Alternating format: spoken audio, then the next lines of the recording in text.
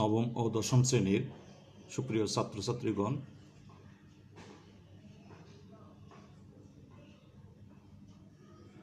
নবম ও দশম শ্রেণীর ছাত্রছাত্রীগণ সৃষ্টি centre school and college Khulna কর্তৃক আয়োজিত অনলাইন ক্লাসে তোমাদের স্বাগতম। আজ নবম ও দশম শ্রেণীর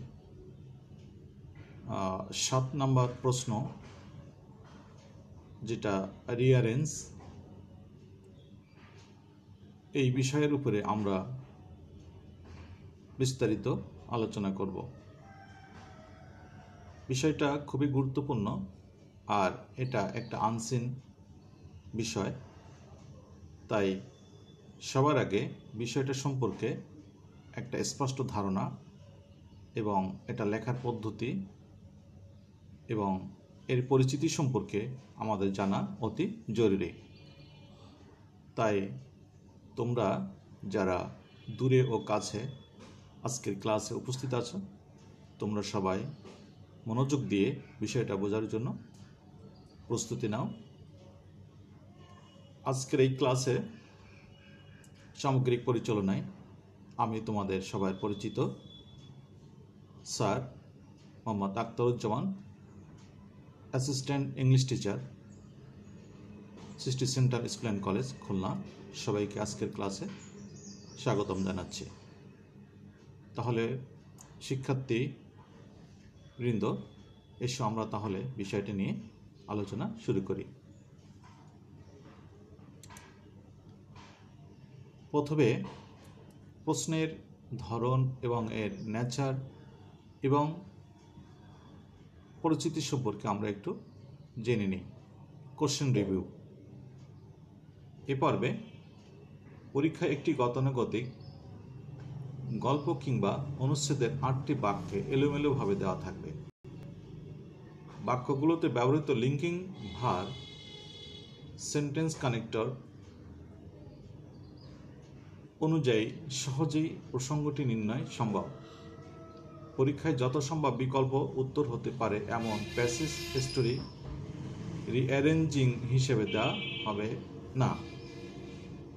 উত্তর পত্রে ঘটনার বিষয়বস্তুর ক্রম অনুযায়ী শুধু সিরিয়াল সমূহ লিখতে হবে, পুরো বিষয়টি লিখতে হবে না। উত্তরপত্রে যে কয়টি সিরিয়াল ভুল হবে শুধু সে কয়টির জন্যই নম্বর কর্তন করতে হবে। উদাহরণস্বরূপ, অর্থাৎ অনেকে দেখা যায় যে এ থেকে এইচ পর্যন্ত যে 8টা সিরিয়াল সেন্টেন্স দেওয়া থাকে সিরিয়ালি, এটা অনেক সময় এলোমেলো বা ভুল হতে পারে। তাই বলে সমগ্র রিঅ্যারেঞ্জটি ভুল প্রমাণিত হবে না। অর্থাৎ উত্তরপত্রে যে কয়টি সিরিয়াল ভুল হবে শুধু সেই কয়টির জন্যই নম্বর কাটা হয়, আর বাকিগুলো নাম্বার দিতে হবে বা দেই। উদাহরণস্বরূপ, উত্তরটি যদি নিম্নরূপ হয় তাহলে শিক্ষার্থী 4 নম্বর পাবে। যেমন আমরা একটা ছকের উদাহরণ থেকে দেখে নিই। যেমন কোনো একটা প্রশ্নের একজন শিক্ষার্থী যদি এভাবে সিরিয়াল লেখে 1 থেকে 8 পর্যন্ত, অর্থাৎ এখানে যে নিচের উত্তরগুলো, যেটা আমরা এবিসি ছোট হাতের অর্থাৎ স্মল লেটারে যে অ্যালফাবেটিক্যাল রিঅ্যারেঞ্জ করা হয়েছে, এখানে দেখা গেল একজন পরীক্ষার্থী বি ভুল করেছে, এ ঠিক, ডি ঠিক, এফ ভুল, সি ঠিক, এইচ ভুল, ই ভুল, জি কারেক্ট। তাহলে এখানে মোট কারেক্টের সংখ্যা হচ্ছে এ, ডি, সি, জি মিলে 4টা। তাহলে ওই পরীক্ষার্থী এখানে নাম্বার পাবে 4।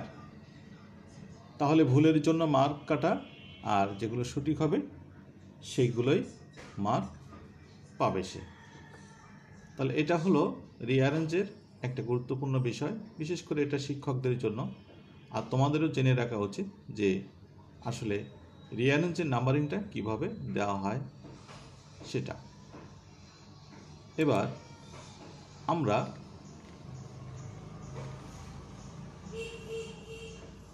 রিঅ্যারেঞ্জের কিছু টেকনিক বা মৌলিক কিছু বিষয় জানবো আর কি। যেমন technique for answering rearranging question. প্রত্যেক প্রশ্ন বা বিষয়ের উত্তর দেওয়ার জন্য কিছু কৌশল বা নিয়ম থাকে। আমরা রিঅ্যারেঞ্জের এই নিয়মাবলী সম্পর্কে একটু ধারণা নেব। পরীক্ষায় সাধারণত দুই ধরনের প্রশ্ন থাকে। রিঅ্যারেঞ্জে দুই ক্যাটাগরির প্রশ্ন থাকবে। টাইপ 1, যেখানে historical event or person based, ঐতিহাসিক ঘটনাবলী অথবা ঘটনা, অথবা পার্সন বেসড অথবা কোনো ব্যক্তিভিত্তিক, ব্যক্তিচরিত। আরেকটা হলো abstract topics or descriptive based. Abstract শব্দটা হচ্ছে মানে অদৃশ্য বা যেটা দেখা যায় না, অর্থাৎ কল্পনা প্রসূত টপিকস থাকবে, কাল্পনিক। আরেকটা হলো ডিসক্রিপশন বেসড, আরেকটা হলো তোমার বর্ণনা ভিত্তিক। তাহলে রিঅ্যারেঞ্জের ক্যাটাগরি হচ্ছে দুইটা। একটা হলো টাইপ 1-এ historical event or personal based, আর টাইপ 2-তে হচ্ছে abstract topics or description based topics থাকবে। পরীক্ষার উত্তরপত্র উপরোক্ত যে কোনো একটি বিষয়ের উপর প্রশ্ন থাকলে তা বিষয়ের বর্ণনার ধারা অনুযায়ী নিম্নোক্ত রূপ পরিগ্রহ করে। যেমন আমরা সেটা দেখে নেব।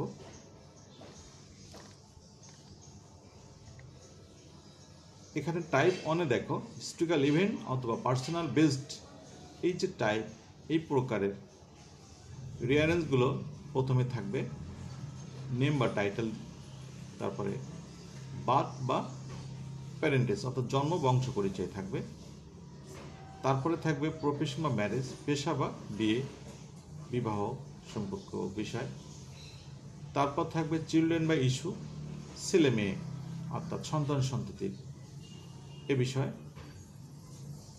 এক্সট্রাঅর্ডিনারি ডেট অর্থাৎ কোনো ব্যক্তির যদি অসাধারণ কোনো কৃতিত্ব বা কাজ থাকে, অবদান থাকে সেটা, তারপরে ওল্ড এজ বা ডেথ অর্থাৎ বৃদ্ধ বয়স অথবা মৃত্যু, এরপরে হোমেজ ট্রিবিউট রিমেম্বারেন্স অর্থাৎ শ্রদ্ধা বা স্মরণ। লক্ষ্য করো, নাম বা উপাধি, জন্ম বংশ পরিচয়, পেশা বা বিয়ে, বৃদ্ধ বয়স বা মৃত্যু কিংবা শ্রদ্ধা স্মরণ, এই বিষয়গুলোর ক্ষেত্রে প্রথম ঘটনাটি আগে লিখতে হবে। যেমন আরও নাম দেয়া থাকলে প্রথমে নাম এবং তার পরবর্তীতে তার উপাধি বসবে। তাহলে প্রথম প্রকার অর্থাৎ টাইপ 1 এর রিঅ্যারেঞ্জ যদি থাকে তাহলে এইভাবেই ঘটনার পরস্পরটা সাজাতে হবে, অর্থাৎ সেন্টেন্সগুলো এই দৃষ্টিকোণ থেকেই, এই ধারণা মাথায় রেখে সাজাতে হবে। পরবর্তীতে আমরা রিঅ্যারেঞ্জের যে দ্বিতীয় টাইপ 2, যেটা আমরা বলবো টাইপ 2, এটা অ্যাবস্ট্রাক্ট টপিকস বা ডেসক্রিপশন বেসড। এটা হলো একটা তোমার কি বলা যায় যে অদৃশ্য বা মানে কল্পনা ভিত্তিক অথবা বর্ণনা ভিত্তিক। তো এই জাতীয় রিঅ্যারেঞ্জের অ্যান্সার করার সময় আমরা মূলত প্রথমে ডেফিনিশন বা নেচার, সংজ্ঞা বা প্রকৃতি উল্লেখ করব, তারপরে গুড সাইডস উইথ এক্সাম্পলস, উদাহরণসহ ভালো বিষয়সমূহ থাকলে সেগুলো দিতে হবে। এরপর ব্যাড সাইডস উইথ এক্সাম্পলস, উদাহরণসহ মন্দ বিষয় যদি থাকে তাহলে সেটা বসবে। এরপরে methods to solve or check the evil, সমাধানের উপায় বা খারাপ দিক নিবারণ। এরপরে থাকবে কনক্লুডিং লাইন্স অর্থাৎ সমাপ্তি বাক্যসমূহ। তো এই টাইপ 2 এর সিরিয়ালটা এভাবেই আমাদের সাজাতে হবে, আর এটাই নিয়ম। এবার উপরোক্ত দু প্রকারের রিঅ্যারেঞ্জে বর্ণিত সকল পয়েন্টই যে থাকবে এমনটি নয়। বিষয়টা হলো যে উপরে যে প্রকারগুলো, টু টাইপসের যে রিঅ্যারেঞ্জের ধারাবাহিকতাগুলো, সিকোয়েন্সগুলো দেওয়া হলো, এখানে যে পয়েন্টগুলো উল্লেখ করা হয়েছে সব পয়েন্টই যে একটি রিঅ্যারেঞ্জের মধ্যে থাকবে এমনটি নয়, বরং কম বেশি হতে পারে। হয়তো কখনো টাইপটা একটু বেশি হতে পারে, আবার কমও হতে পারে। তাই পরীক্ষায় উত্তর করার পূর্বে খসড়া পাতায় 8টি বাক্যেরই একটি খসড়া অনুবাদ তৈরি করে নিতে হবে এবং সে অনুযায়ী উত্তর লিখতে হবে। লিখলে ভুল হওয়ার সম্ভাবনা কম হবে। তাহলে এতক্ষণ আমরা রিঅ্যারেঞ্জের পরিচিতি এবং তার প্রকার এবং তার লিখন পদ্ধতি বা ধারাবাহিকভাবে কোন প্রসেসে, কি উপায়ে এবং কোনগুলো করলে রিঅ্যারেঞ্জ ভুল হবে এবং কোনগুলো না করলে রিঅ্যারেঞ্জ ভুল হবে না, এবং রিঅ্যারেঞ্জের মার্কিংটা কি করে দেওয়া হয় সে বিষয়ে স্পষ্ট হলাম। এবার আমরা কিছু রিঅ্যারেঞ্জের পদ্ধতি অনুসরণ করে রিঅ্যারেঞ্জ করা শিখব। এখানে প্রথমে 1 নম্বরে টাইটানিক বিষয়টা। টাইটানিক সম্পর্কে এটা ডিসক্রিপটিভ ধরা যেতে পারে। তো এখানে আমরা সেন্টেন্সগুলো যেগুলো দেওয়া আছে সেগুলোর অর্থ ভালো করে জানব, তারপরে উত্তরটা শিখব। প্রথমে এ নাম্বারে দেয়, suddenly there was slight trembling sound from below.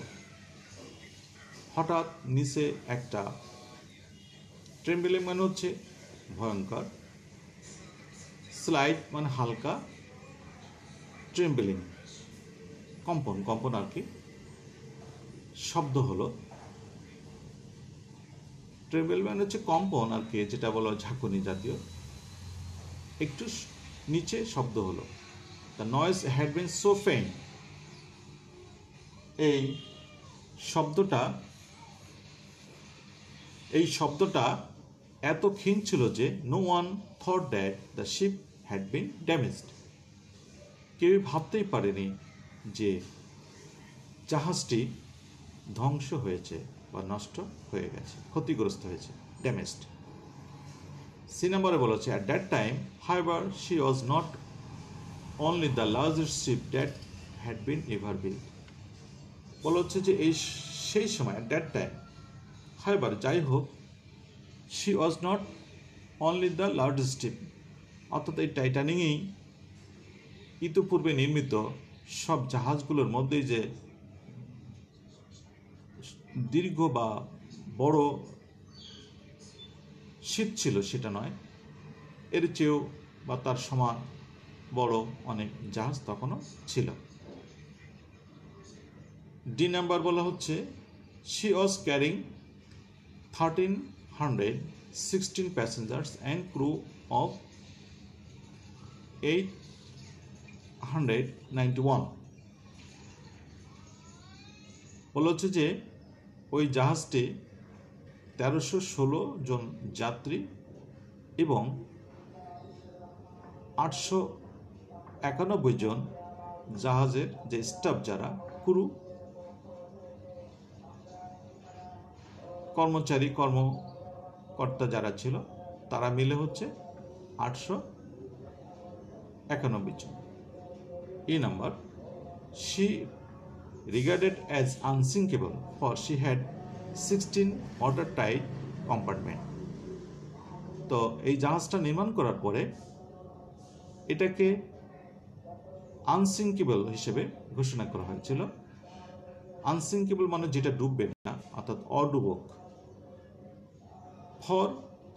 কারণ she had 16 watertight compartments, কারণ তার ছিল 60টি পানি নিরোধক কক্ষ। এফ নাম্বার বলা হচ্ছে after the alarm had been given, অর্থাৎ সংকেত দেওয়ার পরে the great ship turn sharply to avoid a collision. After the alarm had been given, সংকেত প্রদানের পরে the great ship turn sharply, এই মহা জাহাজটি দ্রুত, শার্পলি মানে সাথে সাথেই, ক্ষিপ্রতার সাথে কি করলো, টার্ন মানে ঘুরে গেল, টু অ্যাভয়েড এ কলিশন, সংঘর্ষ বা এটা ঘর্ষণ থেকে এড়ানোর জন্য। জি নাম্বার হচ্ছে whole after getting out,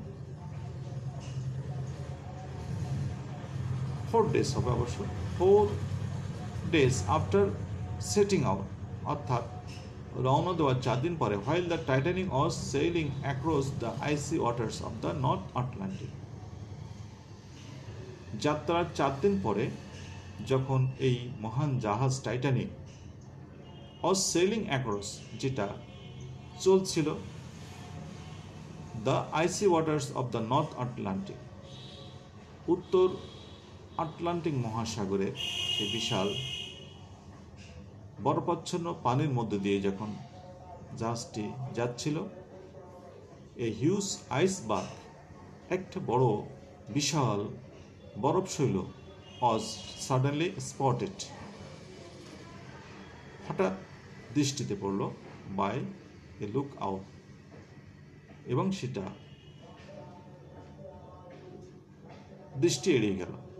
the great ship Titanic sail for New York, আর এখানে বলা হচ্ছে যে এই মহান জাহাজ টাইটানিক সেটা যাত্রা করেছিল ফর নিউ ইয়র্ক, নিউ ইয়র্কের উদ্দেশ্যে, ফ্রম সাউদাম্পটন অন এপ্রিল 10, 1912, অর্থাৎ 1912 সালের 10 এপ্রিল এই মহান জাহাজ টাইটানিক নিউ ইয়র্কের উদ্দেশ্যে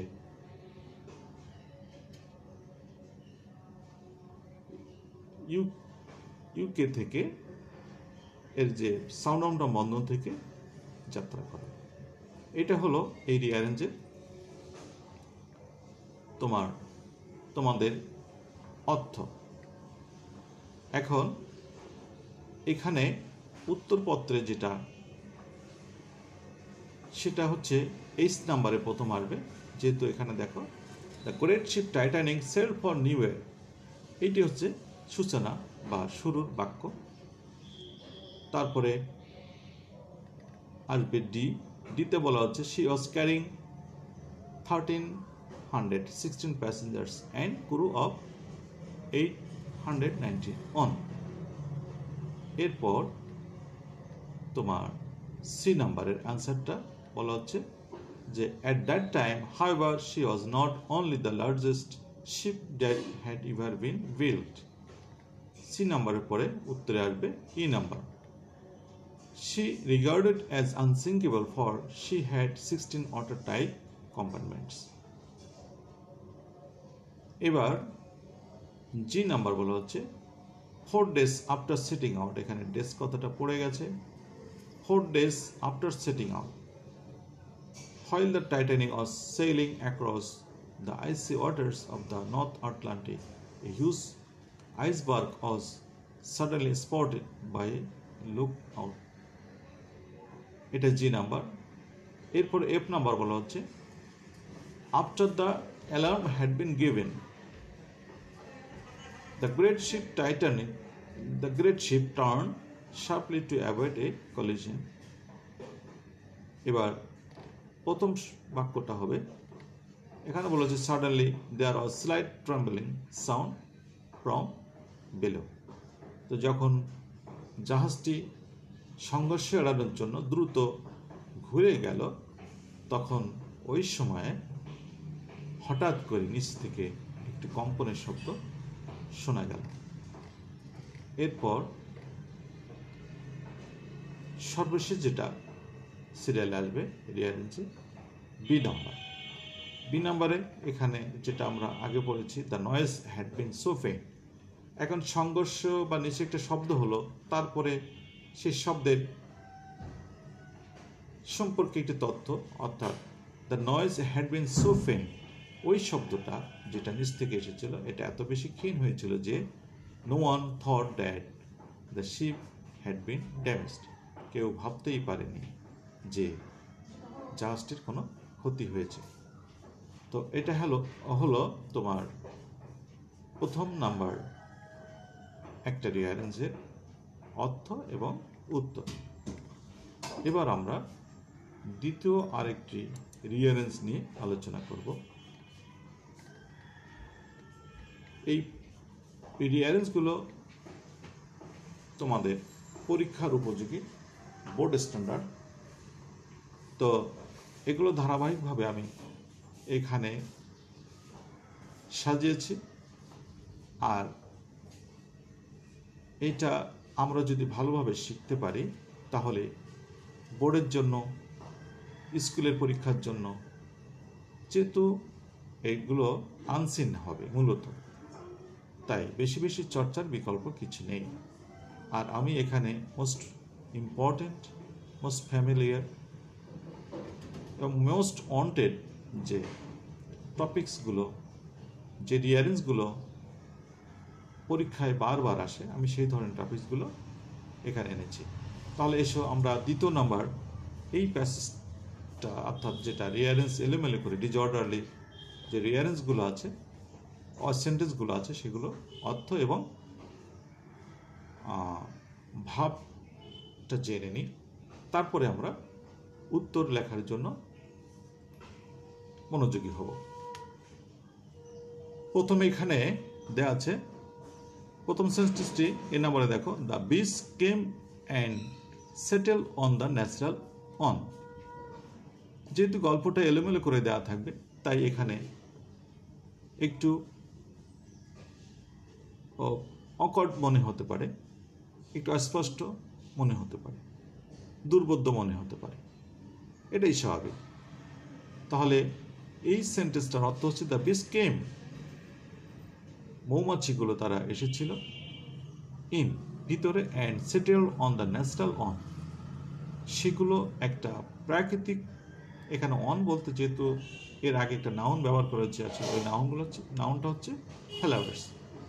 তো ফ্লাওয়ারগুলোর একটিতে যেটা ছিল প্রকৃত স্বাভাবিক ফুল সেটাতে বসলো। বি নাম্বারে বলা হচ্ছে দ্য কুইন ওয়াজ সারপ্রাইজড, রানী খুবই বিস্মিত বা অবাক হলেন, অ্যান্ড ওয়েন্ট অ্যাওয়ে, এবং তিনি প্রস্থান করলেন বা চলে গেলেন, অ্যাডমিয়ারিং দ্য কিংস উইজডম, ওই রাজার, আমরা যার সম্পর্কে পড়ছি তিনি হলেন কিং সলোমন। এই রাজার বিজ্ঞতা, তার যে জ্ঞান এবং বুদ্ধি সম্পর্কে জানতে পেরে তিনি খুবই বিস্মিত হলেন।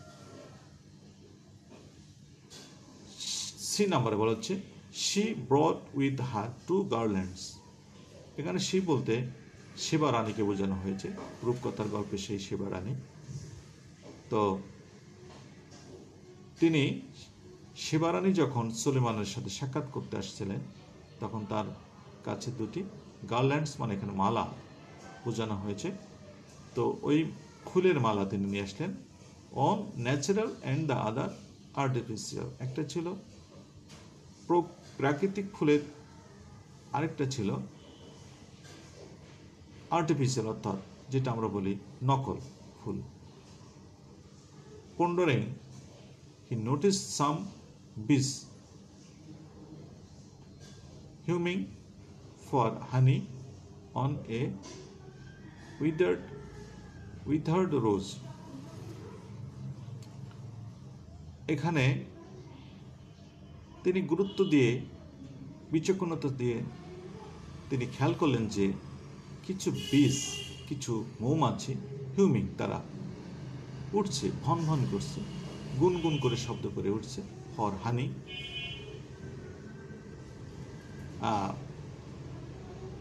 মধুর জন্য, অন এ উইথার্ড রোজ, মানে একটা ফুলের উপরে, হ্যাঁ, এবং সেটা গোলাপ ফুলের উপরে। Attracted by such reports, she came to test the king. আর এ ধরনের খবরে তিনি আকৃষ্ট হয়ে, অর্থাৎ এখানে খবরটা বলতে বোঝানো হচ্ছে যে কিং সলোমনের তার যে একটা যশ বা খ্যাতি এবং জ্ঞানের যে একটা সুখ্যাতি ছিল, এটা জানতে পেরে সেবা রানী খুবই আকর্ষিত হলেন, অর্থাৎ অ্যাট্রাক্টেড হলেন, এবং সেজন্য তিনি রাজাকে একটু পরীক্ষা করতে এসেছিলেন তার দরবারে। এখানে সেটাই বলা হচ্ছে, she placed them before the king to take the natural on. এরপরে ওই যে রানী, তিনি যে দুটি মালা নিয়ে এসেছিলেন, একটা প্রাকৃতিক ফুলের আর একটা কৃত্রিম ফুলের, তাদের দুটিকেই এখানে দেম বলতে দুটি মালাকেই বোঝানো হচ্ছে বিফোর দ্য কিং, রাজার সামনে, to take the natural one, ওর মধ্য থেকে আসল যেটা প্রাকৃতিক ফুলের যেটা, সেটাকে খুঁজে বের করার জন্য, শনাক্ত করানোর জন্য। যে নম্বরে বলা হচ্ছে Solomon was puzzled for a time.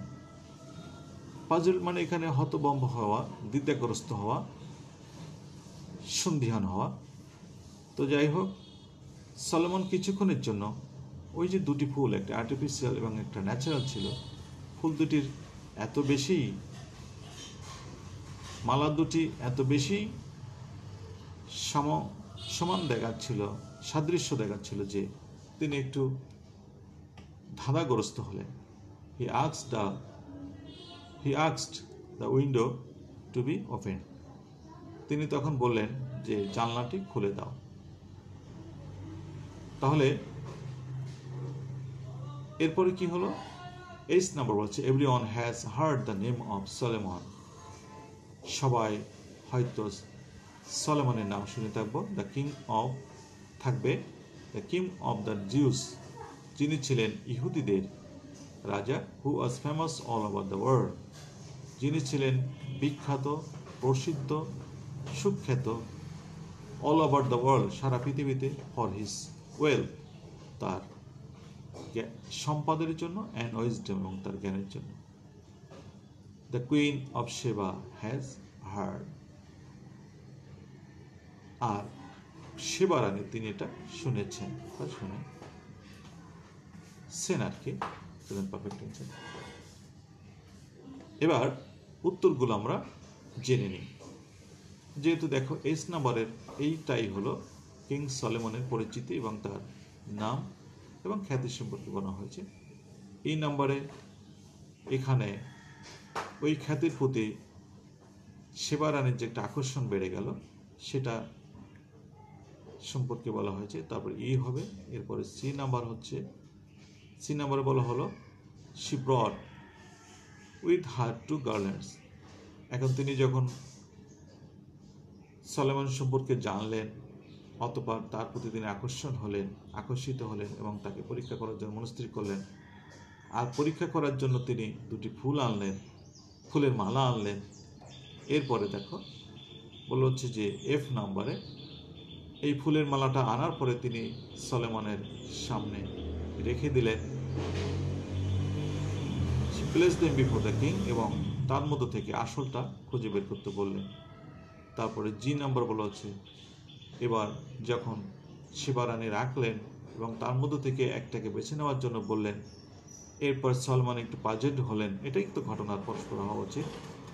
এরপর ডি নাম্বারে দেখো যে পন্ডারিং হি নোটিস সাম, এবার রাখার পরে তিনি কিছুক্ষণ পাজলড হলেন এবং দেখলেন হঠাৎ করে যে কিছু মাছি ওই ফুলের মালার উপর দিয়ে ভন নিয়ে উঠছে, অর্থাৎ মৌমাছি।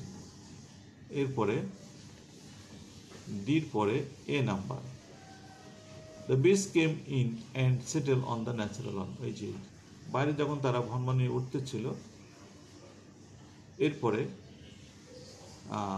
তারা এসে কি করলো, মূলত দেখা যাচ্ছে যে ডি নাম্বারে হ্যাঁ, bees for honey on a wither rose, এটা বলা হলো। এরপরে এ নাম্বারের পরে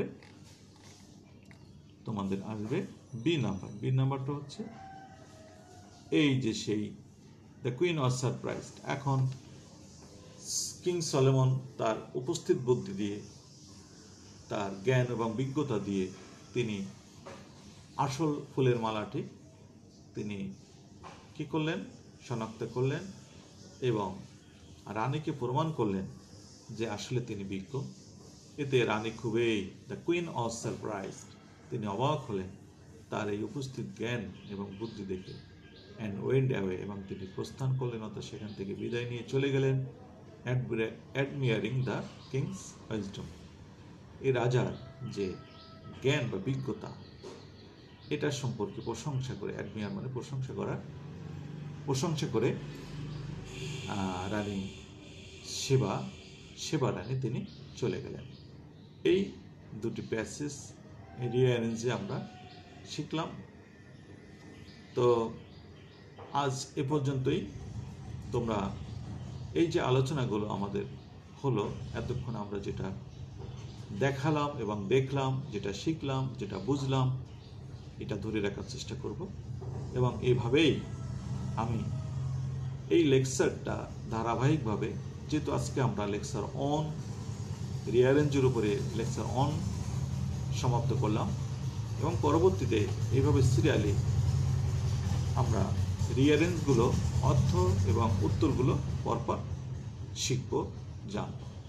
আর আমি আশা করি এভাবে যদি আলোচনা করি এবং তোমরা যদি খুবই সিরিয়াসলি, আন্তরিকতার সাথে এবং ভালোবাসার সাথে তোমরা নাও, এবং এটা নিয়ে যদি তোমরা অধ্যবসায় করো, বারবার চেষ্টা করো, তাহলে ইনশাল্লাহ এই যে রিঅ্যারেঞ্জের 8টি মান তোমরা সহজেই পাবে।